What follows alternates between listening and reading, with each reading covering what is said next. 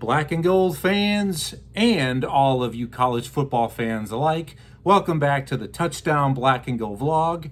This is my instant reaction to Iowa's 24-14 victory Saturday inside Kinnick Stadium over the Utah State Aggies from the Mountain West Conference. Initially, I'd like to say happy Labor Day weekend to all of you out there listening, watching. I hope it's been an excellent time. You're having a good time with your family, your friends. For those of you traveling, safe travels. Hopefully you get to and from your destination safely and as easily as possible. And my initial thoughts, I was not planning on doing an instant reaction to this game per se, but I am able to sneak in a quick 20 minutes with you. So I thought, what the hell, let's go ahead and do it. So how I normally do these, I always want to start off, as I will today, with my initial thoughts. So my first thought out of the gate is, welcome back, college football. I mean, how great was it after an 8-9 month layoff to see your team of fandom taking the field? And hopefully, you know, if you're not a fan of the black and gold, I hope whatever team you root for, I hope they were victorious. And my next thought is, it was not a pretty game, but it was a game, and I'll definitely break that further down here shortly. And lastly, as far as my opening comments about this contest, I would like to say thank you to all of the Utah State fans, alums, parents, families who made the trek to Iowa City. I hope you all had an excellent time and a great experience inside Kinnick Stadium, and also the entire weekend in and around the Iowa City area. We do definitely thank you, for pumping some money into the local economy. And I always like to get some info. If this is your first time joining me, you'll know this. If not, let me tell you about these episodes that I always ask for, encourage, and welcome your involvement. So please comment, definitely subscribe, like, share, let me know what you think. That I always like to hear it from visiting fans, especially those non-conference fans, because more than likely this is your first time at Iowa City and you may not be coming back for quite a while. So please comment. I hope that everybody treated you with great respect. I hope it was something that you cherished, that, hey, you would come back again, or hopefully you would at least say to other fan bases, yeah, we had a great time in Iowa City. I suggest going there. I enjoyed it. So please let me know. If you're a Utah State fan, what was your experience on game day and over the weekend? And I'm sorry, normally us Hawkeye fans are good fans, but there's always going to be those fans of any team, any franchise, any sport, those fans that do give the home squad or a team a bad look, but so hopefully you didn't run into any of that. So please let me know, Utah State fans, how it was, or you Hawkeye fans that are watching, if you had some extended interaction with some fans from Logan, Utah. Please let me know what you thought about them. Were they good fans? Were they passionate? Were they respectful? Did they have a good time? I want to hear from you, the fan. So that's my opening comments about this game. I guess maybe additionally one would be, well, there's some work to do for our Iowa Hawkeyes. Next thing I like to do is I always like to definitely give you the three things that I enjoyed and the three things that give me a little bit of concern, okay? So let's start with the good, okay? From an Iowa perspective, the three things that I really enjoyed watching, I think were the three biggest strengths, are things that I wasn't really all that surprised about, because I did mention I believe these would be strengths when I did my preseason Iowa Hawkeye preview and predictions episode. The first thing was that dynamic duo in the defensive backfield. I'm talking about Cooper DeJean and Xavier Nwampa. I mean, all day long, Utah State did not throw in Coop's direction. The one time they did, he basically almost had himself a deflected interception one that he got his hands on. Granted, it was a shoestring catch. He did grab it, just couldn't corral it. We've kind of gotten used to him catching those balls, but he did drop it. And if he brings that in, it's going to be 6 the other way for Iowa. So Cooper, they really stayed away from him. And Xavier Nwampa, I mean, getting his second career start today, came up with a big interception late in the second half that really kind of took a little bit of momentum away from Utah State, because this was a game, guys, for 3 quarters. All right, it was. And I definitely did not see that coming. But once again, a very, I'll say this, a very respectable showing from the Utah State Aggies. So I love seeing the dynamic duo of Coop and Xavier in the defensive backfield. Next thing that I really liked, and I'm going to mention this, I'm probably going to come back to the defensive secondary here next, and also where I'm going now. The second thing I really liked about this game for Iowa was the offensive line and the fact that they only gave up 1 sack. I mean, that's something the last couple of years with Spencer Petras there that I know he caught so much flack from Iowa fans, and yes, some is deservedly so, but the offensive line did him 0 favors the last 2 years, okay? And it doesn't really help to where they struggled in pass protection, and also Spencer being this very Statue of Liberty-like, a non-mobile quarterback, definitely made it worse. So good job for the Iowa O-line only giving up 1 sack on the day. And that was late in the third quarter, kind of a moment where Caden McNamara tried to spin out of the incoming blitz. Definitely looked like he might have maybe aggravated that soft tissue, that quad injury that he's trying to heal from and play through. So hopefully that didn't make it worse. So good job for the Iowa O-line, but I'm going to get back to them here shortly. And the last thing I really liked, and I'm telling you, I was so jazzed and excited to see them, is this dynamic duo of the tight ends of Eric All and Luke Lachey. I mean, they had great days. I mean, Luke Lachey had a career day as far as catches for Iowa. Let's see, receiving. 7 receptions for 73 yards. I mean, great day for Luke Lachey, stepping up into that number 1 role. Last year, that was occupied by Sam Laporta, who's off to the NFL at the Detroit Lions. And Eric All, the transfer tight end in from Michigan, I mean, him and Caden McNamara, you can see they're on the same page. And this guy just moves differently, all right? He is a tight end, but he's a tight end in a wide receiver's body. I mean, this is a little bit different compared to the tight ends we've seen at Iowa for Eric All. And Eric All did have 3 catches for 15 yards, including a very athletic, acrobatic, over-the-shoulder grab for a touchdown. And I believe it was 4th and goal.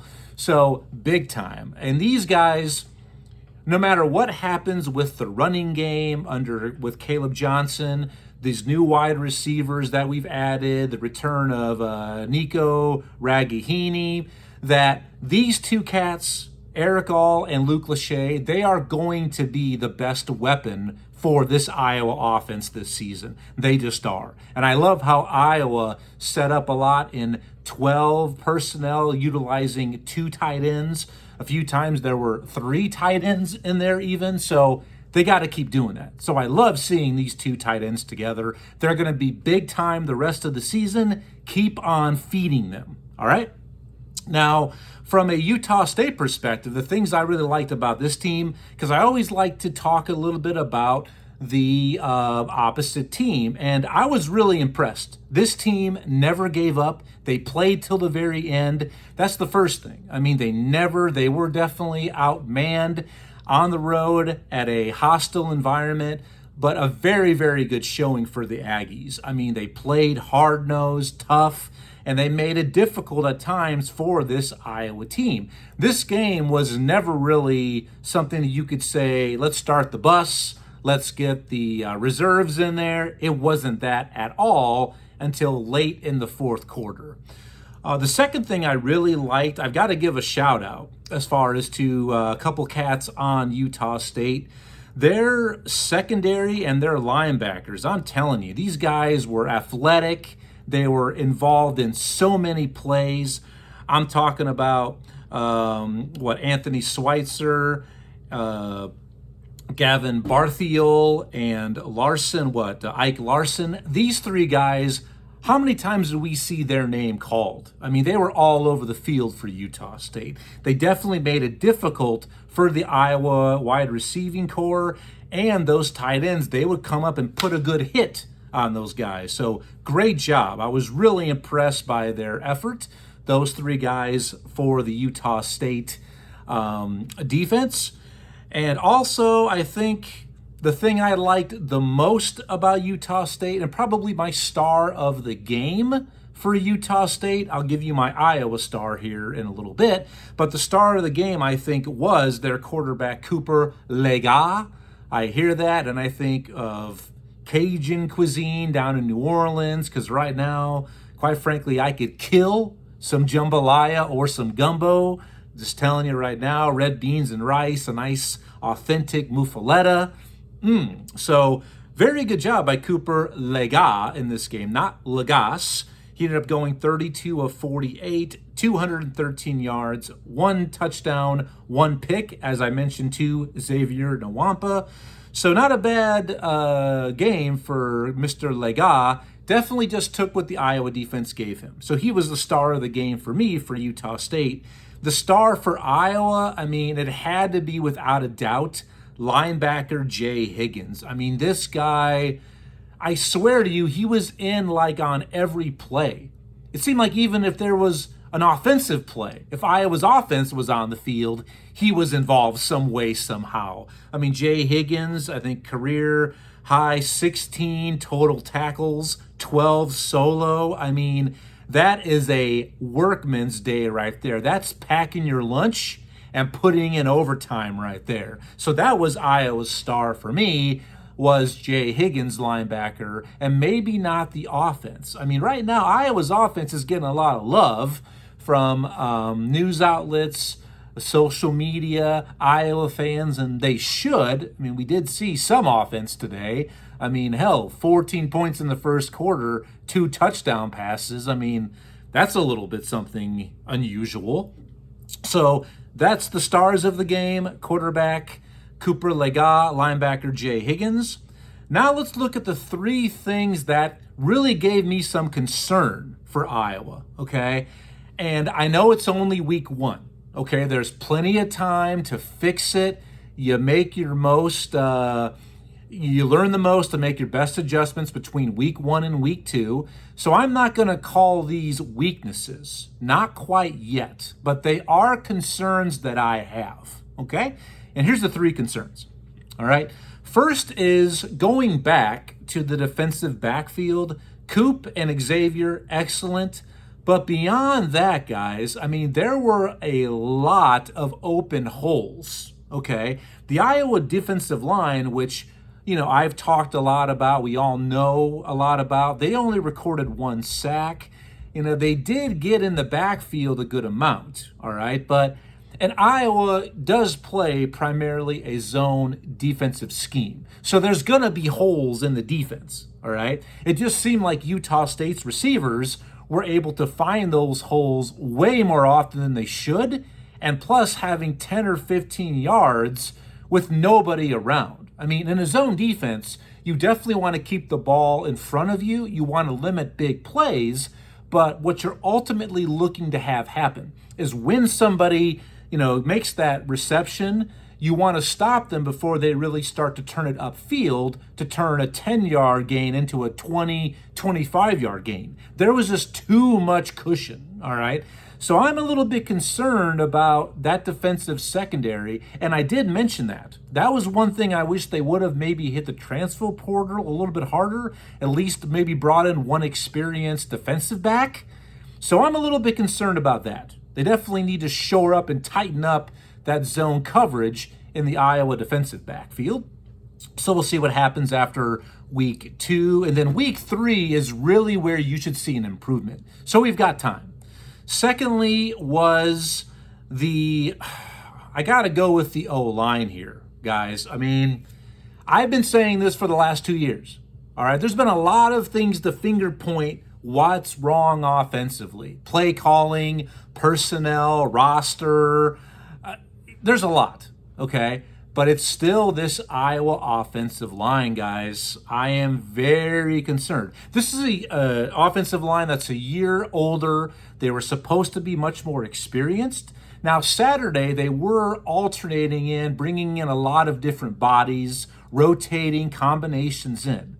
And I mentioned the good thing about this, they only gave up 1 sack, all right? But they also gave up 9 plays of negative yardage, 9 tackles for loss, okay? That cannot happen, all right? They can't. This was a lower conference opponent, and no disrespect to the Aggies, because once again, I'm very, very, I was very, very inspired by their showing. I think it was very well played, but giving up 9 tackles for loss, and here's a number that is not deceiving. It is what it is, and this is the problem. As far as Iowa rushing as a team, Iowa ended up rushing for under 100 yards as a team. We ended up getting what? Let's see, I'm looking at the stats right now. 36 attempts for 88 yards, a whopping average of 2.4 yards per carry. Yikes.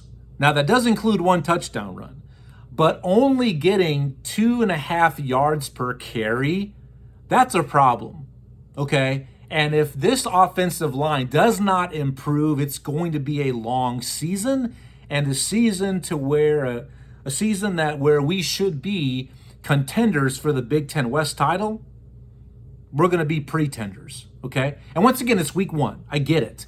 But, I mean, it looked like to me that the Iowa O-line, they were winning the initial point of contact, but they could not hold their blocks or open up any lanes for Caleb Johnson and that Iowa rushing attack, all right? They have to get better. If we can't run the ball, I don't care who's back there throwing it at quarterback or who the offensive coordinator is, the Iowa O-line, this is it. This is a season on the brink for them. They have to step up, okay?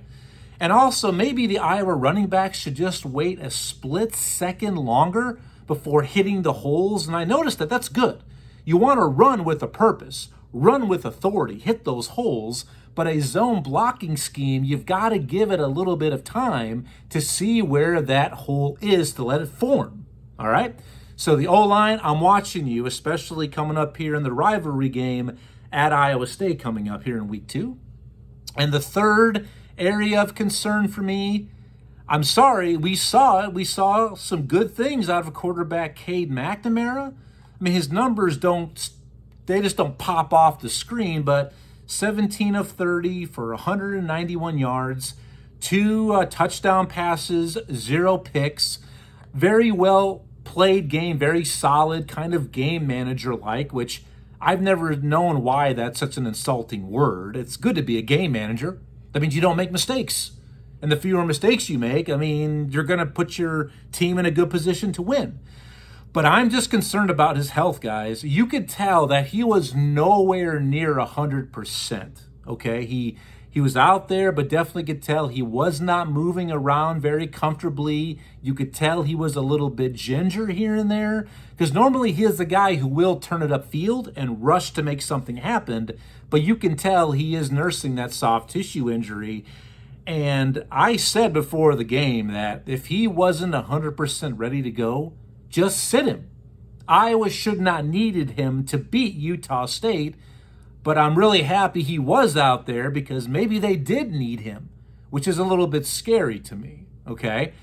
So I'm just concerned about his health, guys. And if he can't make this season, if he misses legit time, once again, overnight, at 1 second, we could go from pretender to contender, and we could. Another thing I forgot to mention, the Iowa O-line, I think we only had 7 penalties for Iowa, which isn't bad. You always want to see that number lower. We did have 1 turnover, but that was via turnover of downs, which I don't really count that as a turnover. So Iowa did take care of the ball, But what? Yep, 7 penalties, and I believe 6 of those were false starts. You can't do that, O-line. Once again, I'm concerned. And this game maybe sounded a little bit closer than what it was. It was never a blowout. It was never something where Iowa was probably really sweating it, because Utah State did get that second touchdown, I think under a minute and a half to go against Iowa's secondary defense. So it is kind of bad. When you look at defensive numbers, hopefully this isn't going to knock them out of being a top 10 defense. I'm sure they will be. But getting kind of a so-called garbage touchdown, it hurts the stats. But once again, kudos to Utah State for not giving up, for playing hard through the very end. And that, as a coach, is what you want to see. So where do we go from here? Next week, Utah State, they return home to Logan to host Idaho State. And Iowa, they are on the road for this year's edition of the annual Cyhawk Trophy game, the bragging rights game within the great state of Iowa. They travel to Ames to take on the Cyclones, who had a pretty solid victory over Northern Iowa. So right now, Iowa, their record now is 1-0 on the early season. Utah State 0-1. And hey, a win's a win. Hopefully they'll get better. And like someone told me once upon a time, that at the conclusion of week 0 and week 1, hey, half of the teams in the country have 1 loss and the other half are undefeated. And as of right now, Iowa, our Hawkeyes, are in the latter of those 2. So we'll take it. So that's it for today. Hopefully you enjoyed my instant reaction to the game. Overall, it was great to see Iowa back on the field. We're 1-0, guys. We got a victory. We'll see how it goes next Saturday at Ames. But, I'll be watching. Look for my, I got an episode coming up later this week, my week 2 preview and picks episode. Feel free to check that out. Thank you for your time and attention, all of your support for the channel. So please subscribe, like, share, comment, get involved. Let me hear from you, Black and Gold fans, Utah State fans, and all of you fans, north to south, east to west, and everywhere in between. I want to hear from you. So enjoy the rest of your holiday weekend, and I'll see you later this week on the Touchdown Black and Gold vlog. As of always, go Hawks. I'm history. Study me. Bye-bye.